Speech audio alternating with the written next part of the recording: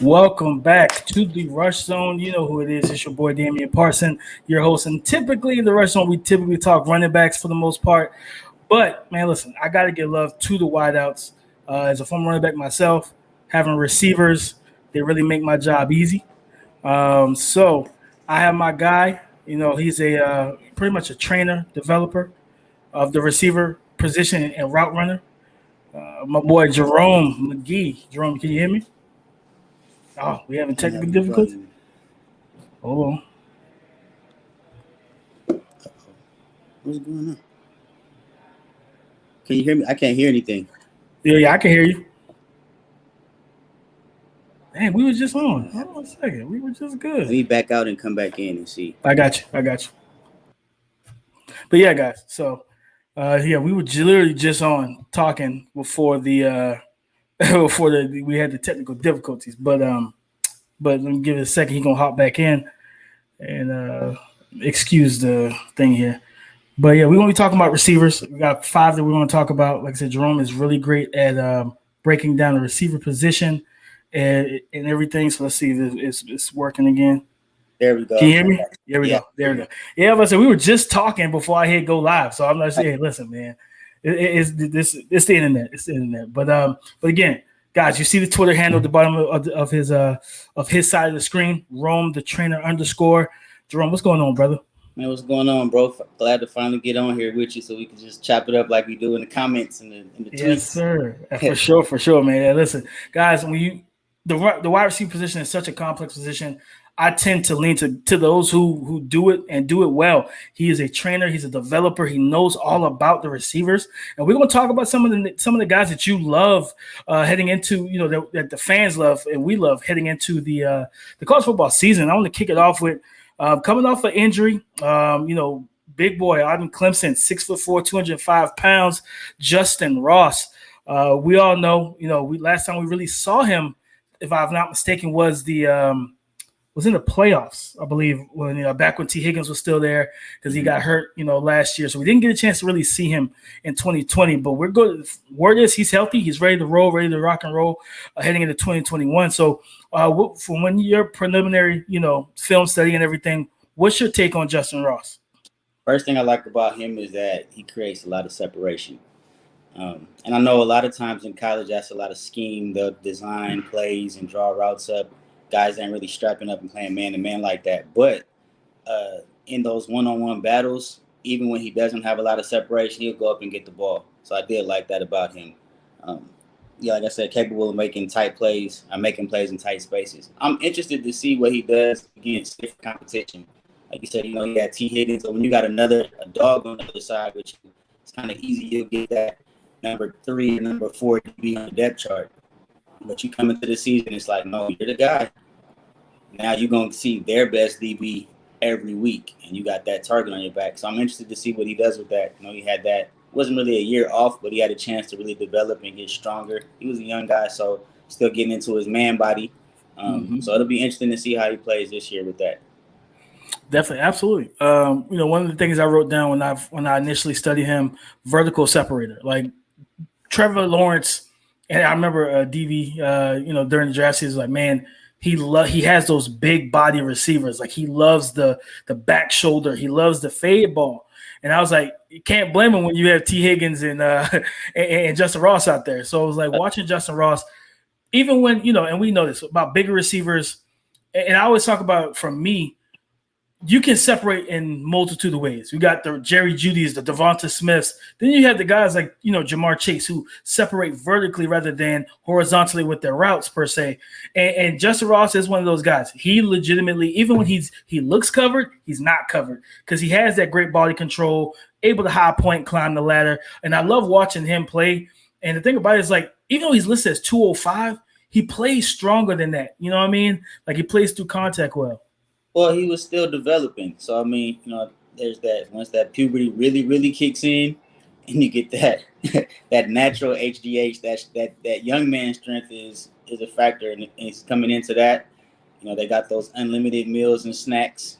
They got that NIL so that boy can put a little bit more weight on his frame. So yeah, I Absolutely. think all that plays a factor. But definitely, I remember seeing. You remember Sports Science? That show, Sports Science. Yeah, yeah, They're yeah. talking about like guys that were shifty side to side, then guys that stretch the field, and then there's that other element, that catch radius. I think they did one on like, I don't know if it was Calvin Johnson or maybe it might have been Chad, talking about like being basically in a 2-car garage and being able to catch the ball anywhere inside of that, like the size of an elephant, basically. Like you could have a guy on you here. That's where the back shoulder comes into play, and the body control, being able to turn and adjust, and still having those long arms and that long frame to go get the ball. So that's, I mean, you can't teach that.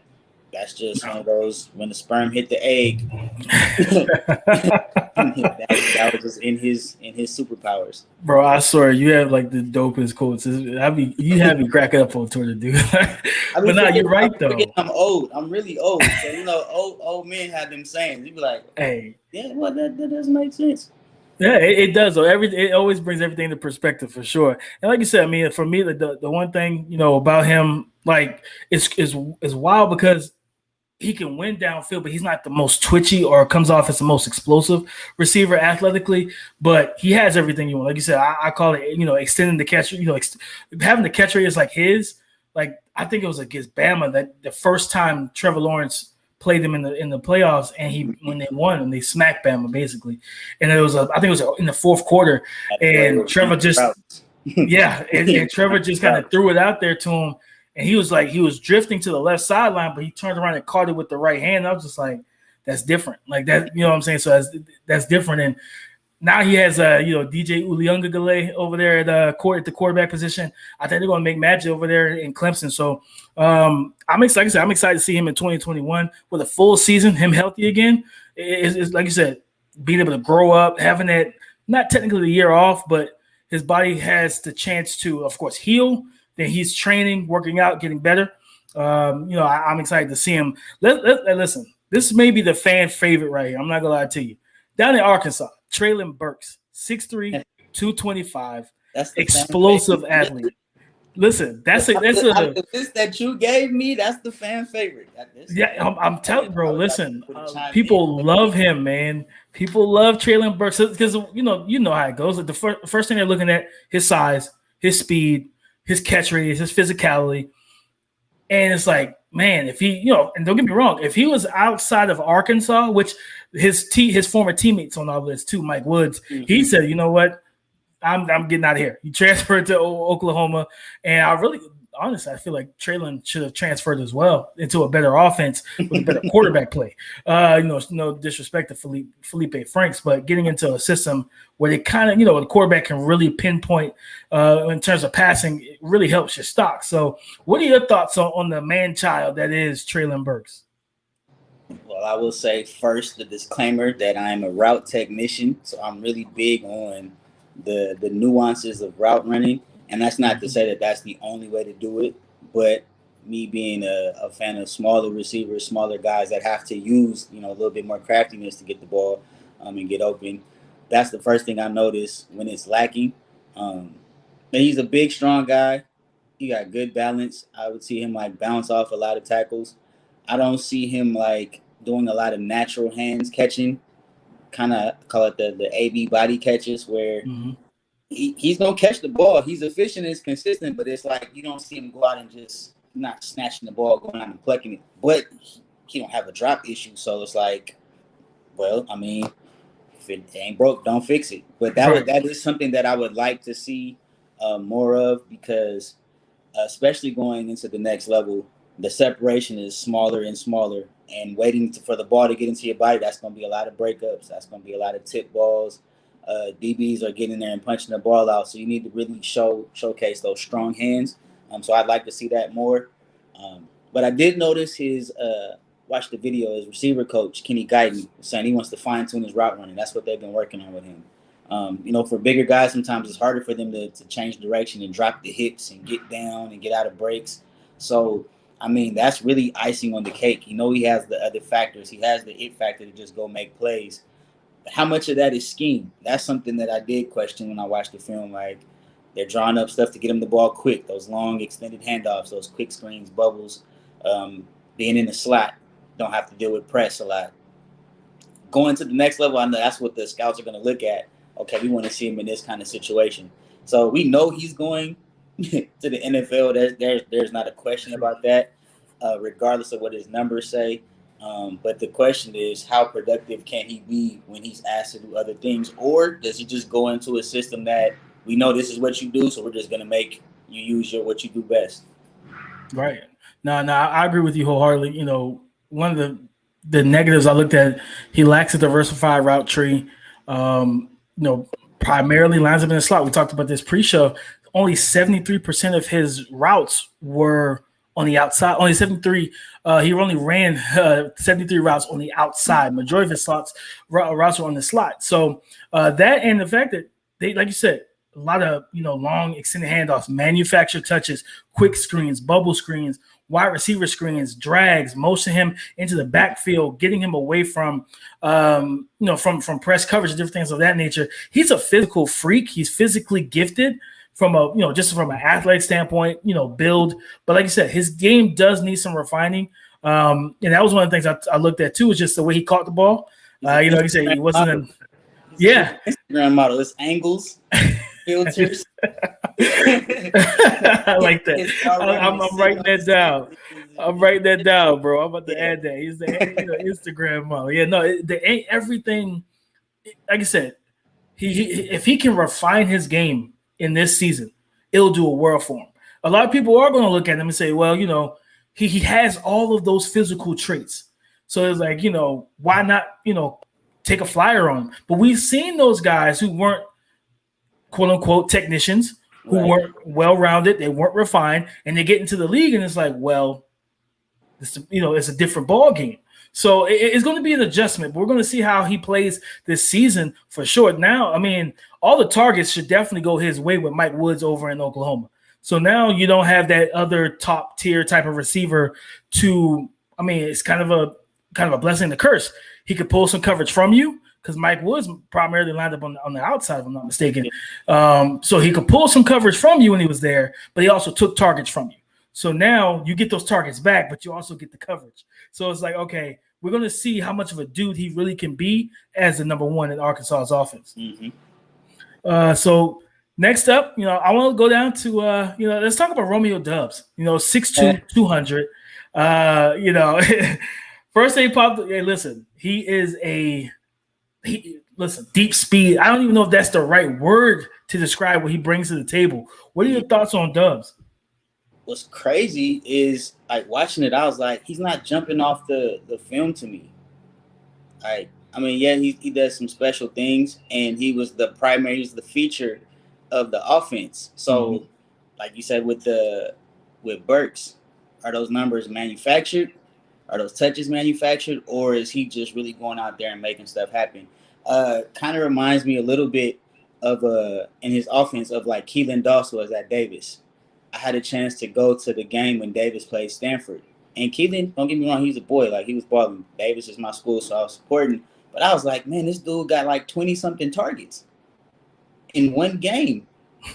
And it's like, okay, how much of that is, all right, let's just get this guy. We're going to get him into the league, so let's get him these looks. Because I looked at the games that Romeo was playing in, the games that they lost, they lost like 2 games, I think. The games they lost, he was like non-existent. Got a lot of targets, though, but not a factor. I think one game, it might have been, was it San Jose State? He had like 9 catches for like 75 yards. And so, I mean, I'm not a mathematician, but that's definitely less than 10 yards a catch. So you talk about some Mike Thomas, like slant guy type offensive production. So I just want to see what he will do against like a higher level of competition. There's some guys that'll step up and they'll still make big plays. He's like, okay, well, it doesn't matter who he's playing against. Or some guys, it's like, oh, he only put those numbers up because it was Tulane.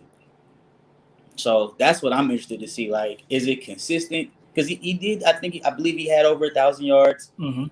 So yeah, he definitely put up numbers, but numbers don't tell the whole story. So I really want to see, like, does he have all the tools in his bag? Right. He's not a complete receiver at all. Looking at him, he's primarily a deep threat. He's got a solid shake release at the line of scrimmage, and then he's a long strider with long legs, long arms. He's linear though, real kind of lean. And trust me, everybody knows I love Devonta Smith, so I am not going to, take a hit at anybody being lean. But it's just more so he doesn't play with that physicality per se, especially at the catch point. I don't think he's a very strong receiver at the catch point, playing well through contact as well. So, and I'm not a big fan of his route running either. I think he can improve that as well. So like I said, he's got a lot to work on. Now, if your offense needs that. I was thinking about the offense the other day. Like, if you need an offense that needs that deep threat, he can give you that. He can come in, be that designated deep threat for you. But being your wide receiver one, not right. Not at the current product that he is at the moment. And that's the thing, especially for these younger guys. I mean, the microscope is on them. They're expected to do so much, so young, and you forget, like, these dudes was just 16, 17 years old, last week. And now we're coming in evaluating them as if they're somebody that's been in the NFL polished for 10 years. Like, when you see the potential, I think we kind of lean towards being a little too hard on their development. So, and everybody, some dudes are late bloomers. Some guys, it just clicks one day and it all comes together, and then all of a sudden they're starting to do stuff. You're like, okay, he got it now. So really, I really think that's really more on the coaches and on these trainers that are working with these kids. But I've also seen the youth level, these 12-year-olds that's out there doing stuff, and you're like, oh, man, okay.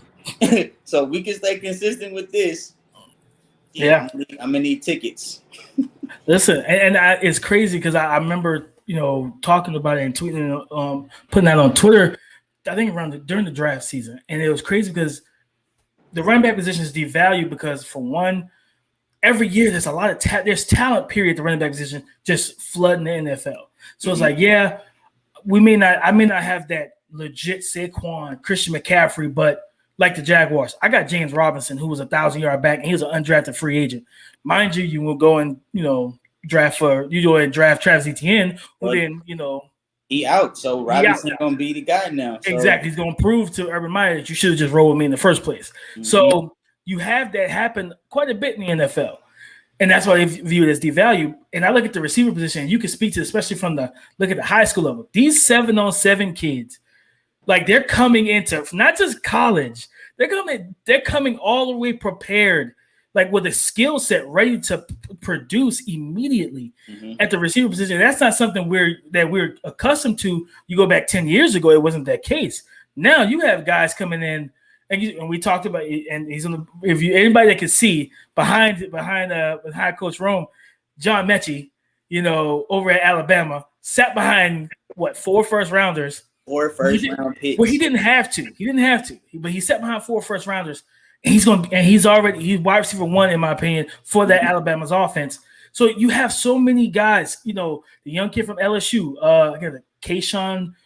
I can't pronounce his last name, Boutet or something like that. Like, I think he was a freshman. Okay. He had the big game last year against Ole Miss. I think he had like 200, 300 yards receiving to close out the season. It's a lot of talent coming into not just college, but especially in the NFL. They're coming in game ready. It's no more, you got a red shirt. So they're coming in competing for spots. Like, exactly. And it speaks to the training, though. It speaks to the training, speaks to the coaches, the coaching that these kids are receiving. Like, a lot of these cats are coming in as legit route runners and technicians at like you said, 16, 17, 18 years old, walking on the campus. Like, okay, you walk on the practice field, I know what I can do one-on-one. It's about me learning everything else, learning how to be a collegiate That's the part athlete. That's missing, I think, for a lot of these. And it's not on the kids. It's on the people that are, responsible for bringing them up, teaching them concepts. I say it all the time. It's almost like playing poker. Once you learn what beats what, you can put your poker face on. I don't have to let you know that I'm about to run the table because I want you to put your money in. But if I know you guys are in this cover 3 and we got this dagger concept called, I know as a receiver, no matter where I am, I know who's getting the ball. Like, the same read that the quarterback is making, when you get your receivers on that same page, then they know, okay, I can slow play this, or I can set this guy up this way. This is where his blind spot is. From pre-snap reads and then being able to read on the run, that just opens up what you can do offensively.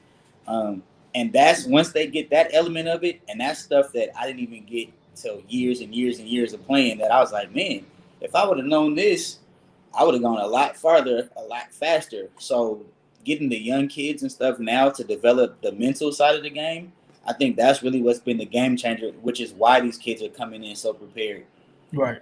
Well, absolutely, absolutely, and it's fun. It's fun to see, man. Because what we went through, what was a couple years ago, you had Calvin Ridley, DJ Moore, and all those guys in that draft class, and then you have last year where you had CeeDee Lamb, Jerry Jeudy, Henry Ruggs, Jalen Reagor, all these different receivers. Then you had the DK Metcalf and that crew, draft with him, Debo Samuel, Terry McLaurin, AJ Brown, like all those guys. And then what was it? This draft, Devonta Smith, Jalen Waddle, Jamar Chase, Rashad Bateman, all the first round, Kadarius Toney, all those kids. That many receivers in a draft class. It used to be like, oh, we got this guy in the first round, and then this guy's third, fourth, sixth round.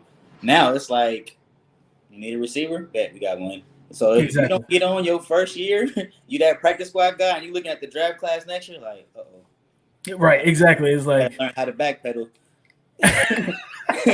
We need some DBs. Hey, listen, hey man, when I interviewed Israel Mukuamu, who's playing DB over in Dallas from South Carolina, that was the one thing he told me. He said, growing up, I got into the wide receiver line, and I was like, man, this is a long line. Then I look across the field, and the DB line is short as crap. He was like, I'm going over the DBs, man. And I was like, that's every 1-on-1 camp, 7-on-7 camp in America. The receiver is 35 receivers and 15 DBs, and it's only 50 kids at the camp. Like, why don't some of y'all go over there? You're gonna get more reps. Right, exactly. Time to show up and get the ball. Like, I get it. You want to get on the field. You seen what Tre'Davious White said when he was at LSU? He said, "Man, Jarvis and Odell was over there. It's like, I think I'm gonna go to DB." That was a wise decision, and boy, got exactly. It got paid, and I think that's what a lot of young kids, they think, wide receiver is a glamour position. Catch your 10 touchdowns a year, 1,000 yards. You are destined to get paid, but you look at the talent pool at corner. If you can stick it out and be one of those top guys and just be a good corner all around, you're gonna get your money regardless. So I'm with you a lot of that. Every time. So if your hands aren't that great, go to DB. Exactly. You drop the ball, you still get a positive stat. They call it exactly. You get you some PBUs, man. You know what I'm saying? They start quoting your stats out there like, oh man, he was targeted 45 times. He only gave up 10 catches. You're gonna get paid for that. You're going to get paid for that type of coverage. So next up on our list, man. I want to talk about. I want to see the best for last. Really, I want to talk about Mike Woods over in like I said, he played at Arkansas last year, going over to play with Spencer Rattler on that loaded Oklahoma offense, which is loaded. Like from the receiver position, the running back position is loaded. They got the transfer from Tennessee, Eric Gray, who's one of my guys in this draft class as well. What's your thoughts on Mike Woods? I was questioning why he was wide receiver 2 when he was at Arkansas. Like just off the film, I'm like, this guy's on the outside. That's your ex. That's your guy normally. I mean, I understand Trey Burks, but they should have been like 1A and 1B. Mm-hmm. I mean, what sums up my opinion on Woods is that catch he made against Florida. Catch. That play against Florida. Not just the catch, the adjustment to the ball on the sideline, body control, and then turn on the Jets finishing. I was like, wide receiver 2? Are you sure? So with him transferring, I mean, maybe he had the foresight to be like, yeah, this ain't it. Trying to get paid. Let me go get these numbers up. Because, I mean, Burks was leading he was like one of the top guys, not just the country, but in the SEC, which is the best division in the best conference in the country. But for him to leave and go to Oklahoma, he's trying to get paid. He knows Spencer gonna let that thing go. So how Croc say, air that hoe out, man. Air that hoe out, baby. So, listen, Mike Woods, when I can't remember. I don't even remember how I really got into his film. I wasn't even watching Traylon Burks yet, because Traylon Burks wasn't on my radar. You know what I mean? It was during this draft class. It was getting close to draft, so I was just kind of watching some guys. And when I popped on Arkansas's tape, and I was like, yo, like, okay, You know what I mean? Like it was like the first couple reps. And with the wild thing about it, so the same thing for me with Tennessee's receiver, who's now a Charger, Josh Palmer. The instability at the quarterback position hurt their numbers. That's why what you said earlier was so true. Numbers don't tell the full story. Josh Palmer got open a lot for Tennessee. His quarterback couldn't get him the ball. Same thing with Mike Woods. Stat too. I was open. That's a new yes. It should be a new stat. How many times did you win your route you didn't get the ball because your quarterback just couldn't get it to you? And linemen pass rushing and hurries and all that stuff. Yeah, like you didn't stop the quarterback from throwing. You get a hurt. Nah, give me I was open. right. I'm with that all day. I'm with it all day because, like I said, watching him, good route runner, strong hands. Like I said, body control, adjustment to the ball in the air. He has a great feel for his spatial awareness. Like being able to alter his speed and his weight, being able to get in and out of breaks. Those are the things. But that's why it's so crazy because people don't always look for the technical aspect of it. They're like, what's flashy? Traylon Burks. You know what I mean? Who looks like they fit the bill? You know the old saying, the bus pulls up, who walks off the bus looks like a football player. Yeah. Traylon Burks. We get it. You know what I'm saying?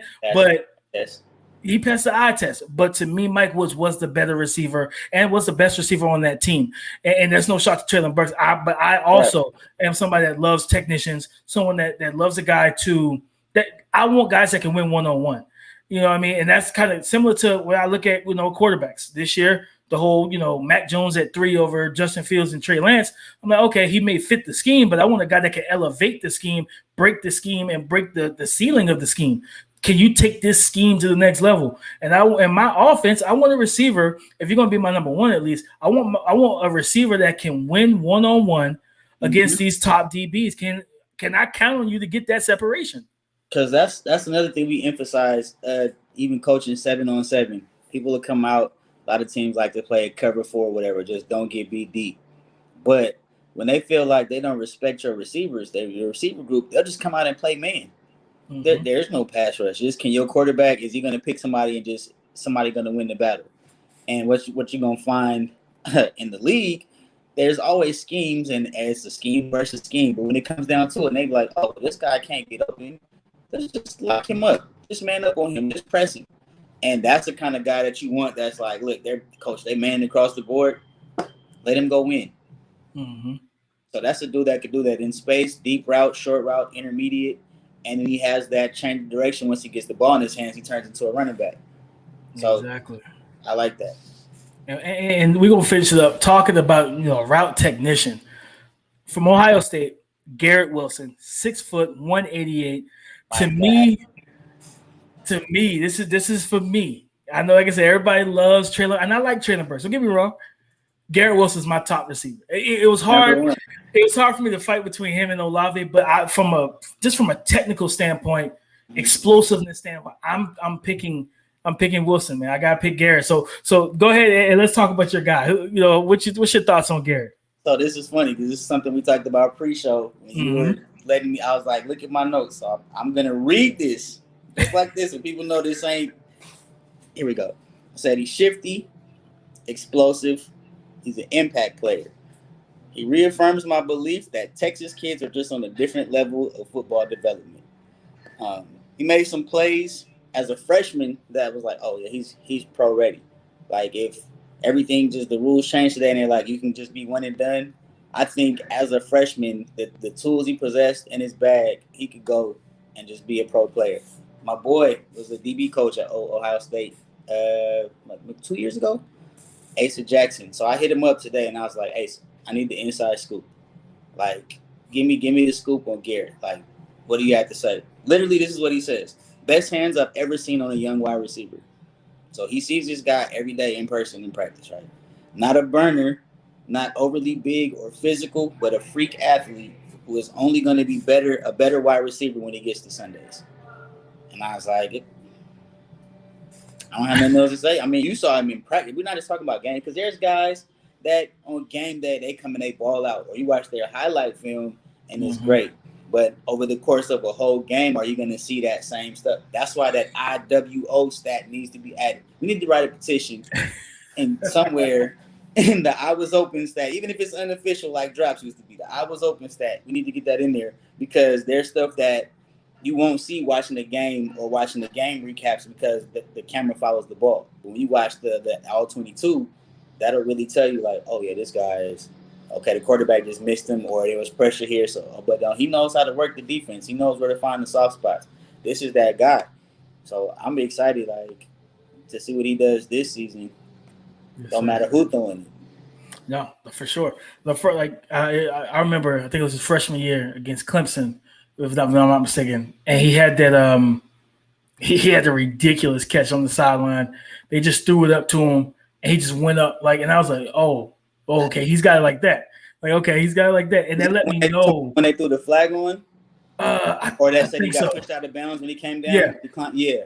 Oh, they said he came out of bounds or something like that. Yeah, that was that throw. I mean, that catch was like, oh, okay. That's how you attack the ball in the air. That's what the high point drill really is. Yes. Go up and climb the ladder, got the ball, strong hands, and was like, I'm gonna take care of the rest when I hit the ground. But that's what you need. He's so fun to watch, so fun to study. Watching him, and I told everybody, I was like, man, even just during the playoffs, the football playoffs, like watching him, they move him everywhere to the X, to Z, in the slot, and he works the outside corners, the slot corner, the nickel corner. It doesn't really matter.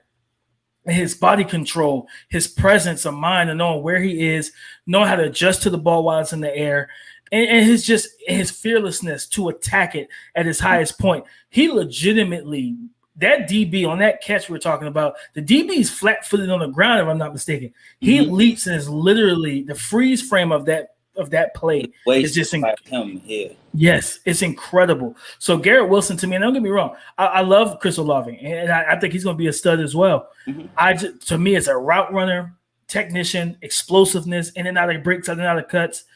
And a guy that truly can go up and just, like I said, and Croc always talks about it. Well, we talk about it a lot in this past draft. Playing big, playing above your size, he does that. He's 6 foot 188, but he goes up and gets the ball like he's 6'2", 6'3". Smith kind of that he's got the vertical factor where it's not just he's a smaller guy, so we got to get him the ball down here. Nah, throw it up. No, yeah, like be comfortable with that. Somebody up. You're like, what? Yeah, throw it up. Throw it in the paint. I got you.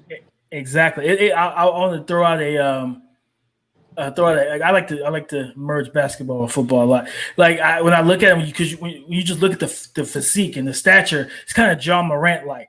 You don't think he's got that bounce until he's coming off the baseline. You know what I mean? When he's coming baseline and he's tomahawking it over you, like, oh yeah, like he's legit punching that ball over your head. And you're like, man, I'm on his poster.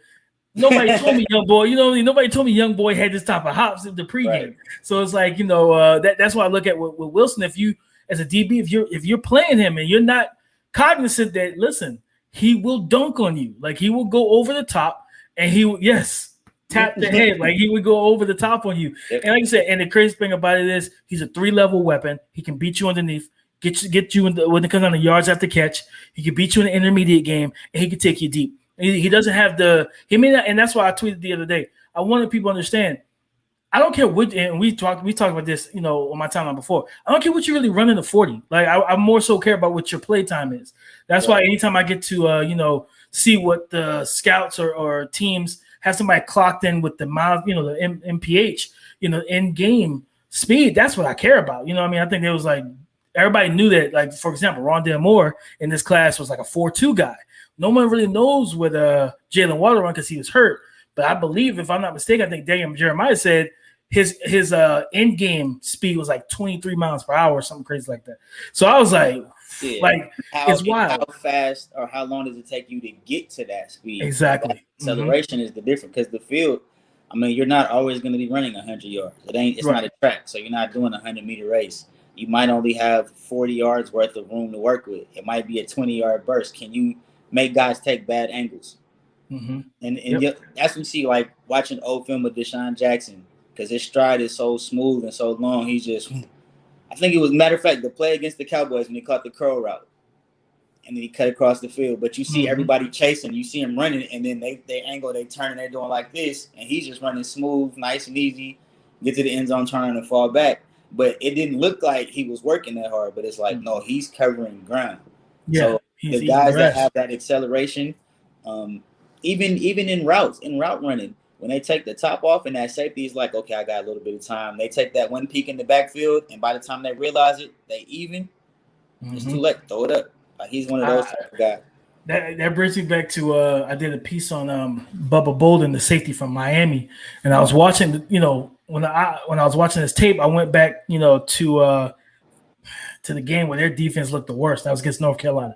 They gave up like 600 yards rushing, everything. They got to just. That's when both the running backs had like 200. Yes, yeah.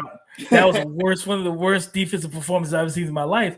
But I was watching them, and they had him. They move him everywhere. And there was a play, and it kind of speaks to what you just said. He was single high, and it's like I saw him. He kind of peeked at De'Ami Brown, 1-on-1, had his man-to-man coverage, and instead of him just truly respecting and getting more depth and making sure he's hedged over, he's kind of playing towards too much in the middle. And I was like, this isn't going to end well. And De'Ami gave his guy a nice little release, shake him, swipe both hands, and they were even at the start, and it was house. Right. And he tried to turn and run way too late. And he's a good athlete himself, but De'Ami's got that legit speed, and he takes the top off and somehow just drops it to him. And I was like, Bubba, you can't play it like that, bro. You got to play. You got to play a little bit more honest because this is a legit deep. That puts fear in guys because now they start playing a little bit deeper. They start cheating over, and now you can work your offensive scheme to the other side of the field because you got a lot more room. So guys like that, it's just the presence. Being on the field will change defense. Defenses have to be aware of where you are on the field. Exactly. Like my goal as a player used to always say, I would try to steal the other team's scouting reports after the game, like after we played them, go outside the locker room, see if somebody dropped them on the floor. If my name wasn't on there, like if it was, I wanted to see what kind of notes they had. But if it wasn't on there, I'm like, I'm not doing enough. Like when they watch film, they need to be like, yeah, even if this dude don't get the ball, we need to make sure that because the one time that we lose him, that's going to be when he hurts us. So you want to be that guy. It's not always about being an impact player and what you do with the ball in your hands. That's a given. Like that's the goal. That when the ball is in your hands, you're the show. But it's what else can you do without the ball that either is going to draw the coverage to you, to help your teammates get open, or make it easier on your quarterback. Give him easy reads because the defense ain't disguising a whole bunch. If they worried about you running by them, they're going to have to get to where they got to get to. Give your quarterback, make his job easy. For sure.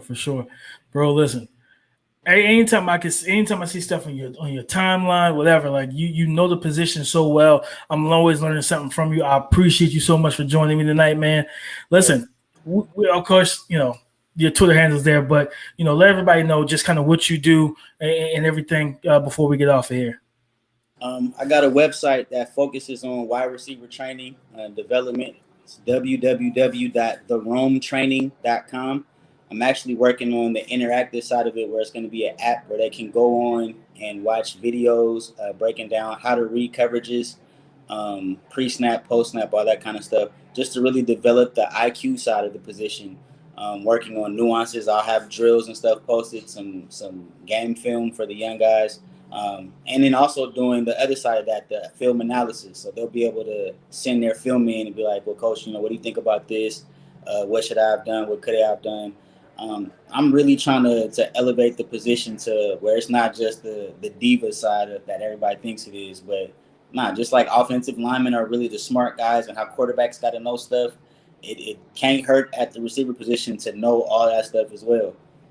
Facts. And listen, man, go to the link, guys. You know what I'm saying? You'll learn a lot. And y'all know everything about me. I'm always trying to learn no matter what position it is, O-line. I've been studying things on the offensive line, D-line, everything. Shout out to our boy Eric Crockett. He's taught me so much about the cornerback position. Him and my boy Hag. Shout out to both of those dudes. But listen, guys, as always, you know where to find me, DP_NFL. You can find Rome the trainer _ on Twitter. Thank you guys so much for joining us tonight. You know where to find us. Know where to find me, of course. Dame's Rush Zone. Continue to subscribe and show me that support.